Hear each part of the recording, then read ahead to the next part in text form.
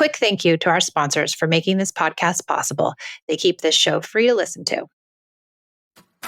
Does connected parenting feel confusing?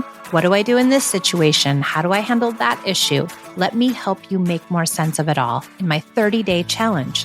We meet for 4 weeks of group coaching, and you get access to all of the Peace in Parenting online materials, my entire Connected Parent Mastermind. Plus, we give you access to our school community. I help you get more connected and jumpstart your parenting in this 30-day challenge. So go to the show notes and sign up, and I'll see you there.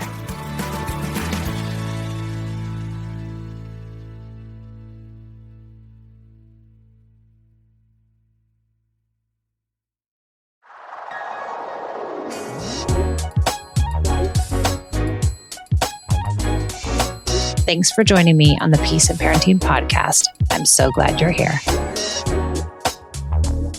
Welcome back to the Peace in Parenting podcast. I'm Michelle, and I'm so glad you're here. And one of the listeners on Apple iTunes says, this is so easy to listen to. The length of the episodes are perfect for a mom with limited time. The messages aren't preachy to you, but feel like conversation, and you get to come to your own conclusions for your family. I can't recommend this enough.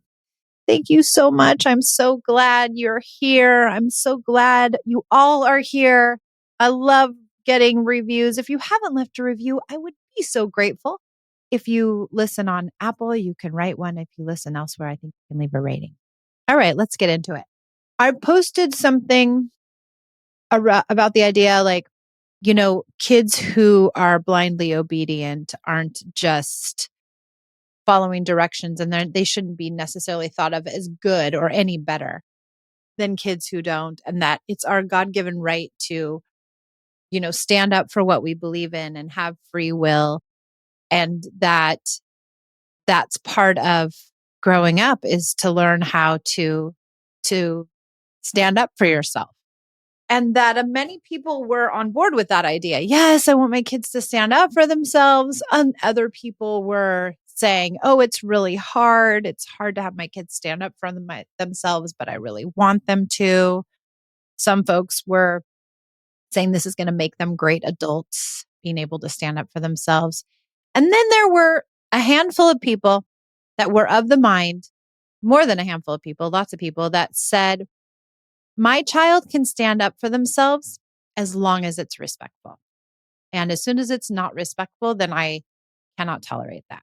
I want to dissect this idea a bit. I mean, of course, we all want respectful kids. We all want to be around respectful people. We should all want to be respectful people.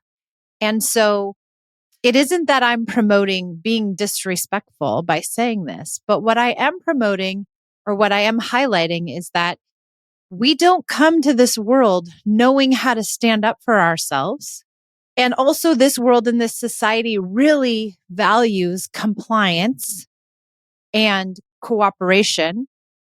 And if you are compliant and you cooperate, and you're thought of as good. And so there isn't this place where people are encouraging you to stand up for yourselves. So it might be very difficult for a child to know just how to do that. So when they try on this new skill of standing up for themselves, they might not do it quite right.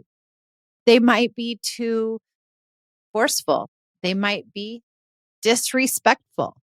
They might be outspoken. They might be loud. They might have to say it with a lot of fervor because they want you to hear it, and it's hard for them, and that's their temperament.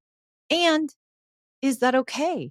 Is it okay for them to have their space to do so? Is it okay for them to use us as their learning ground? Is it okay that they are developmentally not quite there yet? I mean, honestly, I sometimes don't stand up for myself in the right way. And it's taken me a lot of years to learn how to do that. And it's all a matter of limits and boundaries. I didn't know how to have limits and boundaries that were kind and calm and loving. Mine were always big and strong and overbearing because I was given boundaries that were big and strong and overbearing. So I didn't quite know how to calibrate that. So if you are giving your child boundaries that are big and strong and overbearing, and then you're receiving that back, that might be a good indicator that things have to change. Now, even if you're not giving them big and strong and loud boundaries, you might have a child who has that temperament, who they need to say it stronger and louder, and they really want you to hear it because they're young and immature and inexperienced, and they don't know quite how to conduct themselves. Of course, they don't. Kids don't know a lot of things. They can't calibrate. And I've seen plenty of adults who don't know how to calibrate, who can't have kind, loving, thoughtful discussions. I mean, just look at our political system. There isn't a lot of kind, calm conversation. And if these are our children's models, no wonder they stand up for themselves in manners that don't seem like respect. But do we have to say this idea, my kid can stand up for themselves as long as they're respectful? I don't think that's fair. I really don't. I think kids can stand up for themselves no matter what. And it is our job to be the learning ground, to be the practice field, to be the safe space for them to stand up for themselves in a way that maybe is hard for us. And can we hold space for that? And can we say, wow, they didn't quite do it right. They're real strong in it, but I heard them and I'm going to allow them grace and I'm going to listen. And hopefully over time and with enough practice, they'll learn to self-regulate. They'll learn to calibrate. They'll learn how to have a decent boundary or limit or stand up for what they believe in. Because we want people who stand up for what they believe in. Time for a short break to acknowledge our sponsors. Because of them, you're able to enjoy this podcast without paying a dime. Esme and I both suffer from allergies, and there's nothing more debilitating than trying to have a conversation while in the middle of an uncontrollable sneezing attack. Over 100 million Americans suffer from allergies, and they're not just an inconvenience. They're the number one reason that people miss work. Good news, everyone. Curex can treat those allergies effectively with just a few drops a day, and in 3 to 6 months, you could start feeling real relief. It's easier than brushing your teeth. These allergy drops are trusted by doctors and backed by science with hundreds of studies from top institutions like Harvard Medical School and the Mayo Clinic. Curex makes getting these allergy drops super easy and affordable. Everything is 100% online. Check out Curex. Treatment starts as low as $59 a month. And if you sign up now, Curex is currently running a promotion and you can save up to 80% off of the $49 sign-up fee. Go to getcurex.com. That's GETCUREX.com. Don't let allergies control your life. Take control with Curex. Go to getcurex.com. That's GETCUREX.com.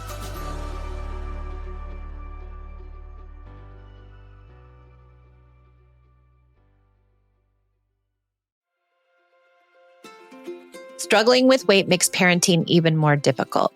But like getting help in our parenting, there's also help to regulate our weight. Mochi Health takes a holistic approach to weight loss that includes visits with board-certified doctors, nutrition consultants, and even science-backed GLP-1 medications like Ozempic delivered to your door. Mochi Health offers affordable and accessible support regardless of insurance coverage. With Mochi, their dietitians work hand in hand with your medication to create personalized nutrition plans that fit your lifestyle so you can reach your weight loss goals.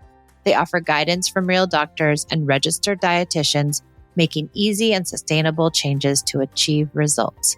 To get started, go to joinmochi.com, and when you use code PEACE, you will receive $40 off.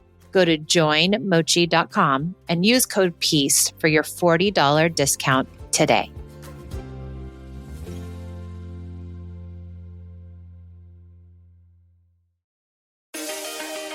My book, Unpunished, is finally here. It is my journey into connected parenting, the idea of perfection and how it nearly took me down as a mom.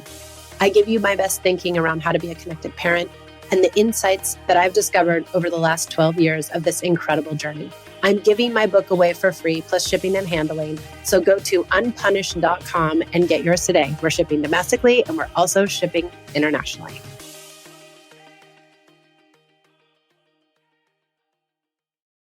Now, back to the show. This is a democracy. We want the democratic idea of being able to speak your mind, being able to out injustice and be able to say, I don't like what's going on here. And it might start with a cookie, uh, an event they don't want to go to, and anything, fighting against a rule, because that's the breeding ground for being able to stand up for their friends when somebody says something unkind, or being able to stand up for what's right in this world, being able to have a moral ground. And if we don't allow them a field to practice on, where will they practice? We don't necessarily want them going out and practicing on their friends or on their teachers or on other adults. We'd like them actually to practice on us because we are the safe space for them to practice, because we will love them no matter what, because we don't think it's disrespectful, because we don't take it personally, and because we don't judge it. We actually know good and well that our child is trying it on. They're figuring it out. They're navigating where their line is and how are they going to get their point across, and will they be heard, or can people understand me, and how do I have to say this? It's going to take a lot of time and effort and practice for these kids. And we need to, if we can, hold that space for them, because it's our job, because we're their parents, because that's what we're there for. We're not there to tell them you have to be respectful when you can't say it like that. You can't say it like this. They know that. Most kids who are standing up for themselves know that. They're just, it's not in their development yet. It's not part of their development yet. Or it is. It's part of their development. They're developing. But I think it's really important not to shut down a child who's standing up for themselves. And when we say you can do it, but you can only do it respectfully, I think that does shut them down. I think it doesn't allow them the space to say it the wrong way. What does that feel like? Ooh, kind of harsh with mom. I probably should have said it a little differently. She didn't take that so good. She was real quiet after I said that. She didn't really engage in that back and forth. They notice. They're on it. They're smart. And we could trust our kids. We could trust them to learn things. We can trust them to learn things that aren't explicitly taught to them, because they are intuitive beings who are insightful and who have morals. And when they are given the space and the time, they're able to teach themselves things that we don't necessarily have to teach them explicitly and point it out. You should say it like this. You should say it like that. Well, you can't say it like this, or you can't say it like that. All the correcting and the shaming and the directions.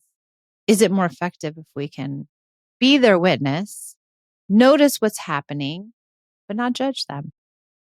And I think that is a challenge for many of us. And it probably goes back to this idea that we were not allowed to be quote unquote disrespectful. We were not allowed to stand up for ourselves. We were not allowed to go against any adult ever. And so when our kids are doing it, it probably pings us, right? Like, oh, this isn't right. They can't say that. They can't do that. No way. That's not allowed. That's not a kind person. I didn't do that. They can't do that. There's no way I would have got away with that. Does any of that really matter, though? Is what matters, are they getting there? Are they able to practice? And then are they really able to exert their free will and have their autonomy? I'm a firm believer in the idea that kids need to mess up. They need to practice things. They need to fall and falter. They need to know what that feels like, as opposed to, what if you had a child that you just taught them everything, verbatim, that you taught them a lesson. You need to do this and you need to do that and you need to do these things and those things and that thing. And you're constantly teaching them and telling them what to do. And they just got it all and they took it all in and they were the perfect kid and they took the lessons that's weird to me. And it's not the way I want to live my life if I were a child. I would not want my caretakers to just preach and teach to me all day all the things I needed to do. And and have this expectation that I was going to internalize them and do them, and that I was just going to be this robot. I think it's messier and more nuanced and more involved than that. And I think learning through experience, I know for me personally, I learned so much better through experience. I know my kids do too. I don't know about you all, but when I mess up and it feels bad to me, as opposed to someone making me feel bad, I learn because it's deeper. It's more meaningful. It's internal as opposed to external. So these are my thoughts on my kids can stand up for themselves, except for they need to be respectful. I hope that this has given you a new idea around the standing up for yourself and around respect. Thanks for joining me on the Peace and Parenting podcast. I'm so glad you are here. See you next time.